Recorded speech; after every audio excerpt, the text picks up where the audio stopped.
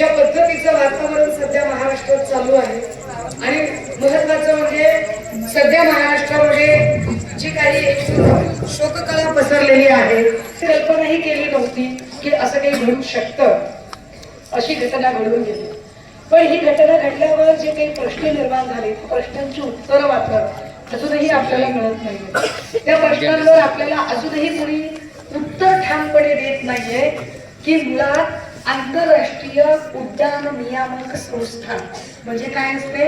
जसं आपलं रस्त्यावरचं एखादं वाहन असतं आणि रस्त्यावरच्या वाहनाला पीयूसी, पोल्युशन किंवा वेगवेगळ्या कारणाने आरटीओ अडवतो आणि ते वाहन चालायचे का नाही याची परमिशन देतो. अगदी त्या पद्धतीने विमानं तपासणारी सुद्धा संस्था असते.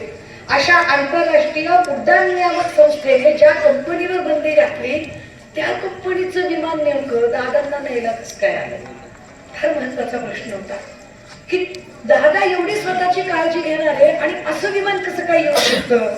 तुम्ही म्हणाल ताई प्रचार सोडून मला प्रचाराचं बोलायचंच नाही. सोन्यासारखा माणूस गेला काय राजकारण आणि काय प्रचाराचं बोलावं आपण, एवढा मोठा माणूस दादा. 1 वर्षापूर्वी बंदी घातलेलं विमान होतं, त्या विमानात दादा बसले.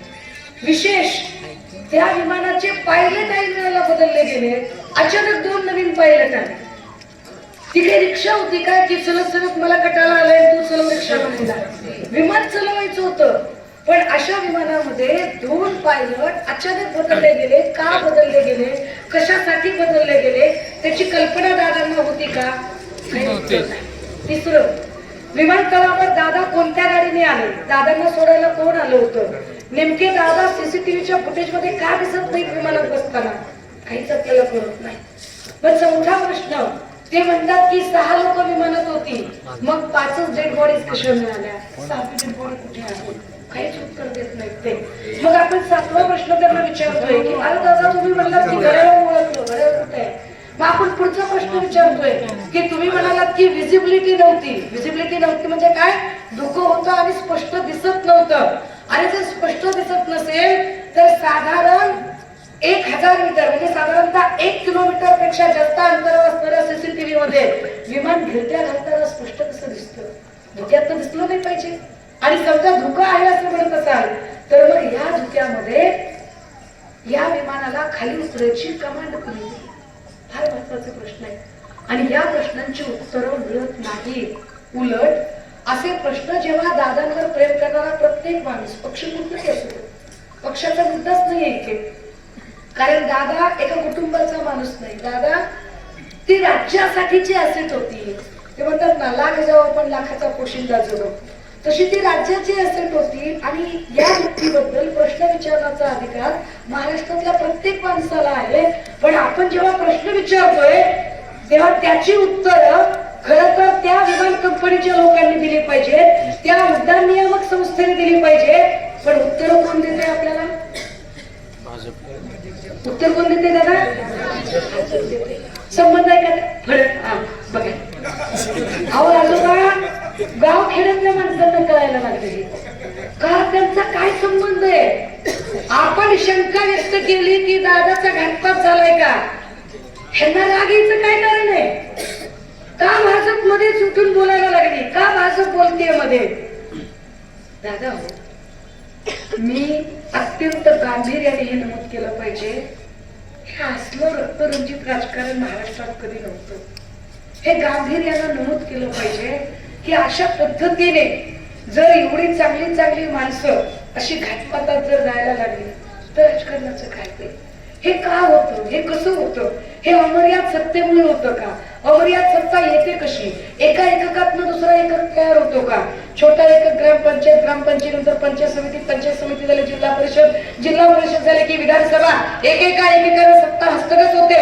मग विधानसभेत जास्तीचे आमदार मिळतात. ए दादा गपकी, अजिबात आवाज वाढवायला जाऊ नको, उगाचच काहीतरी नसेल. सत्ता अमर्याद मिळते, अमर्याद सत्ता मिळाली की मग माणसं एकमेकांना ब्लॅकमेल करायला लागतात.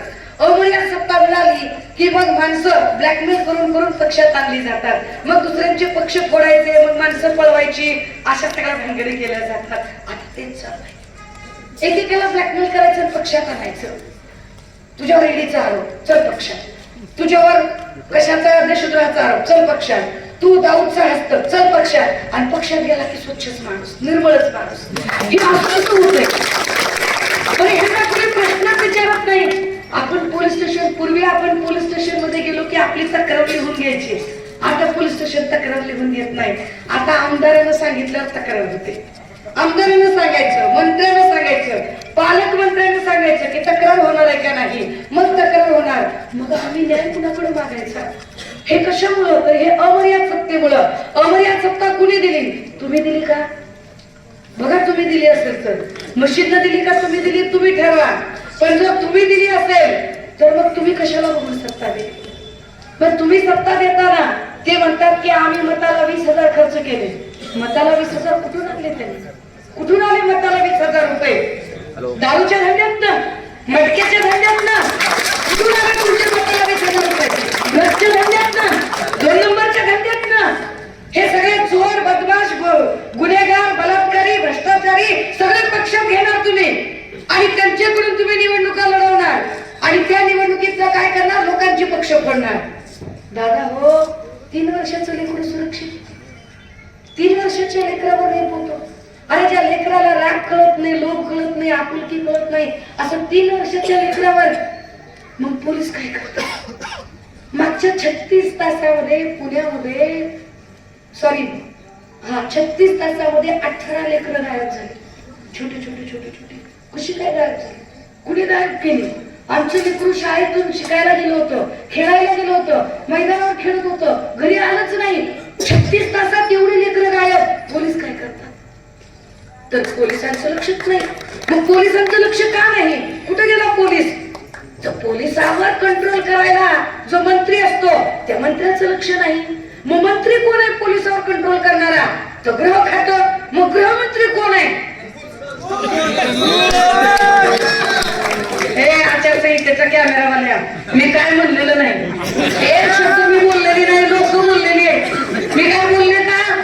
एक शब्द मी बोलले नाही. लोकांच्या मनातलं लोकांनी सांगितलं, लक्षात घ्या. कोण आहे गृहमंत्री दादा? फडणवीस साहेब गृहमंत्री आहेत. आणि मग त्यांनी का लक्ष द्यायचं नाहीये? तर त्यांचं लक्ष कुठं आहे? त्यांचं लक्ष कुठं आहे?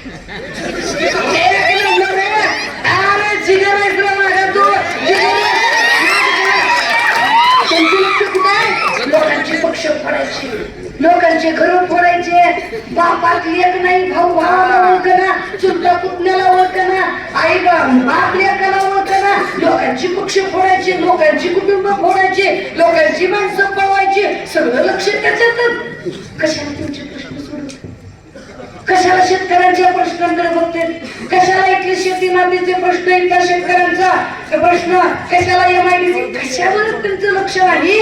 दादा हो, तुम्ही विचार करा.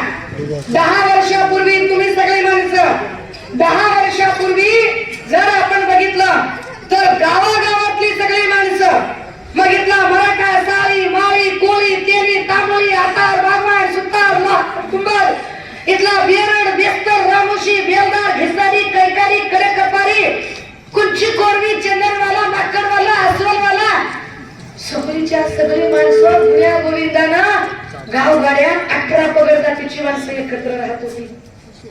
होतं का रे? हे मराठा, ते ओपन, कुणी काढले? हे OBC, ते ओपन, कुणी आणले?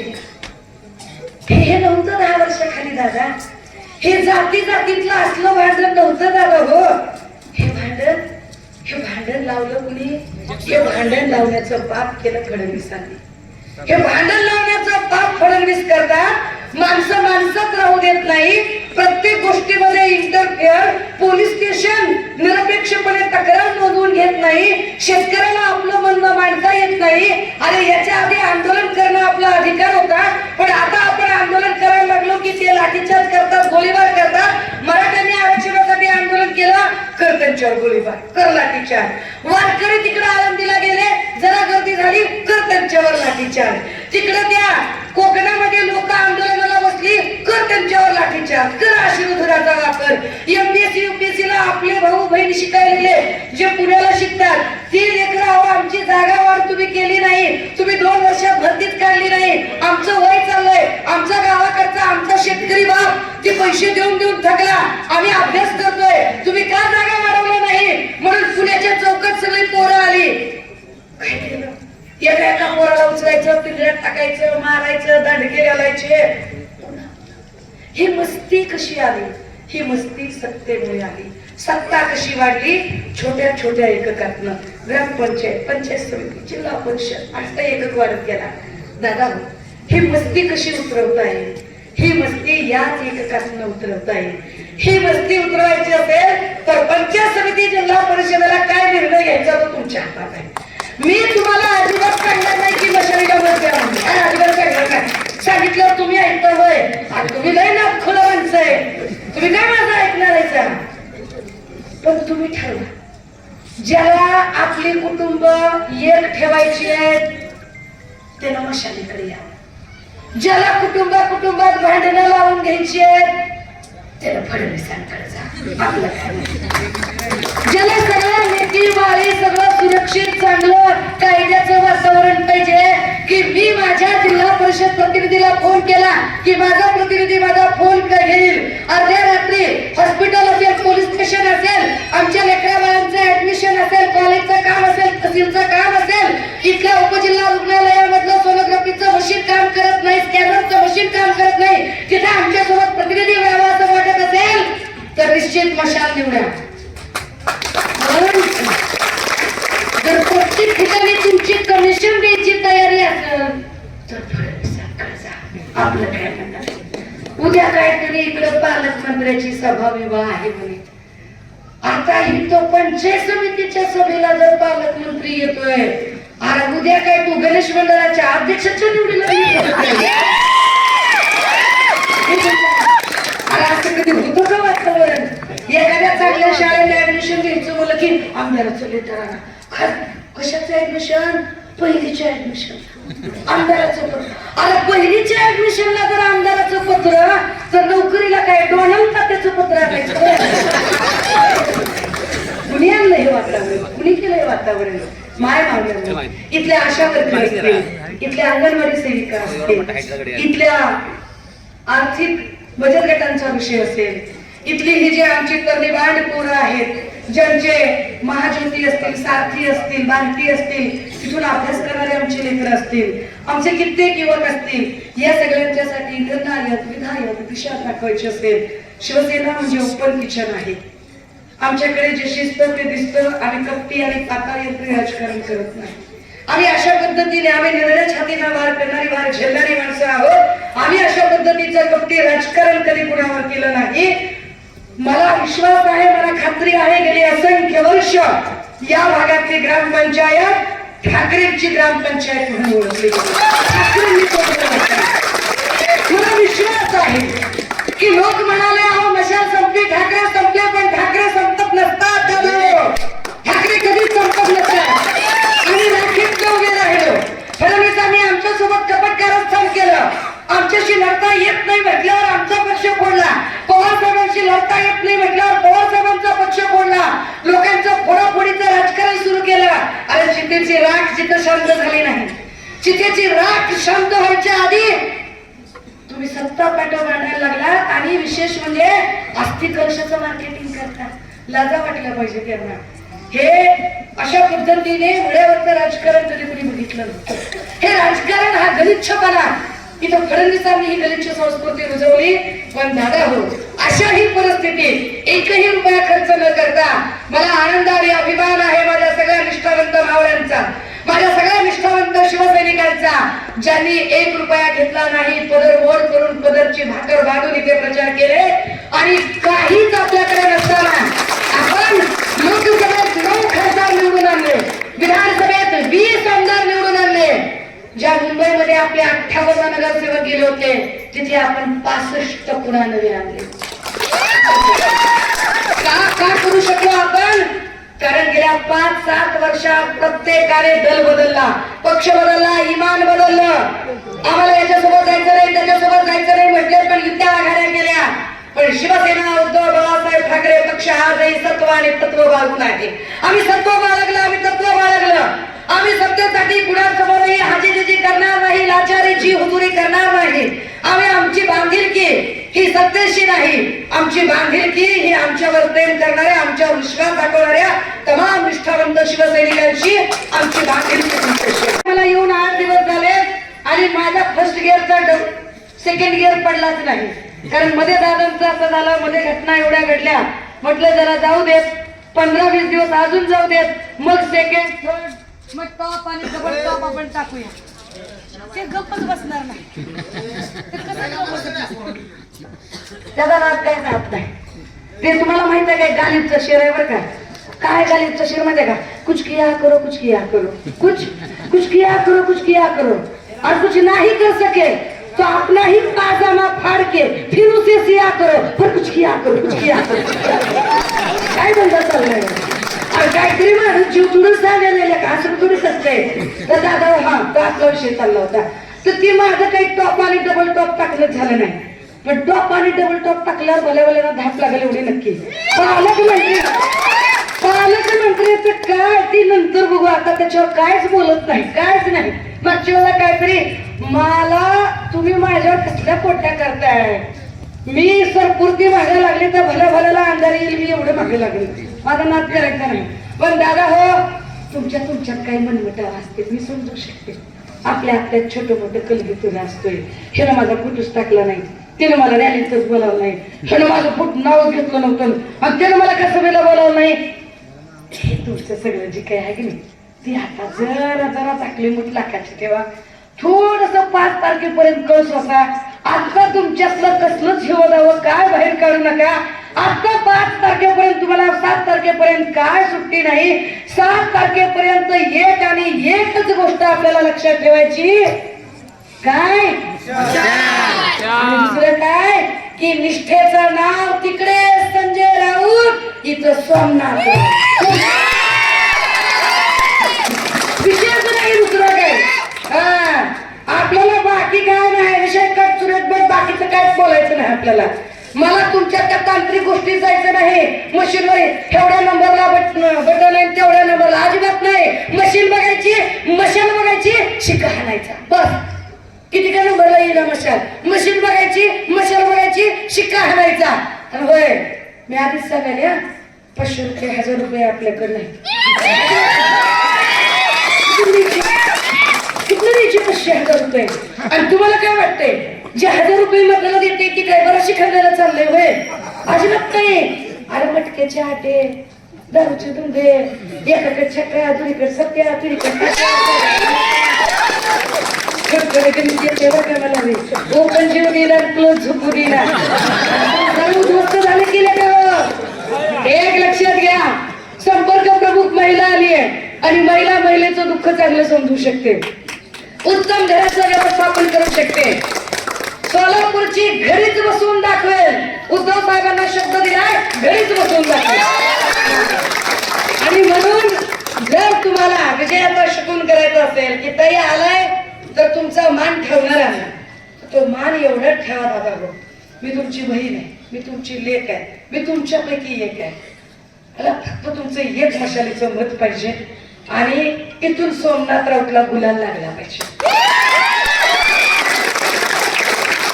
लक्षात ठेवा, त्यांची किती उमेदवार, त्यांनी म्हणलं की नाही काय तुमचा एकच, माझा एक उमेदवार निवडून येऊ द्या रे, एक उमेदवार निवडून येऊ द्या.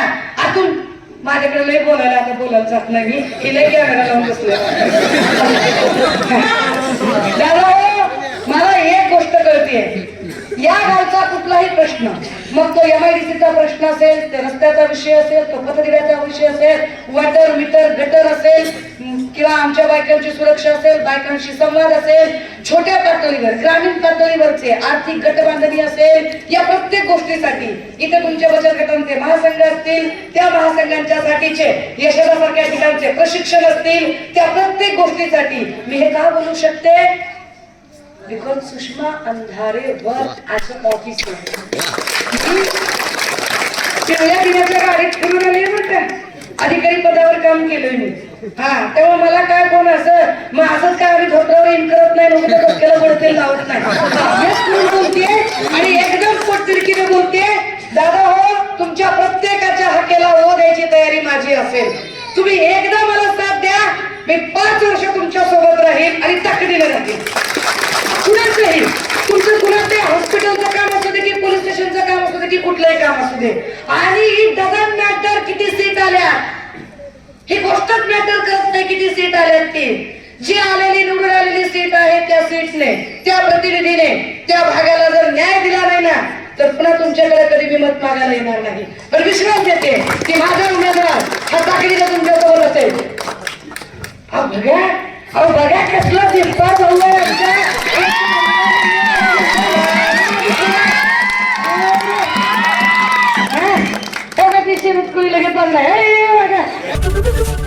एबीपी माझा उघडा डोळे बघा नीट.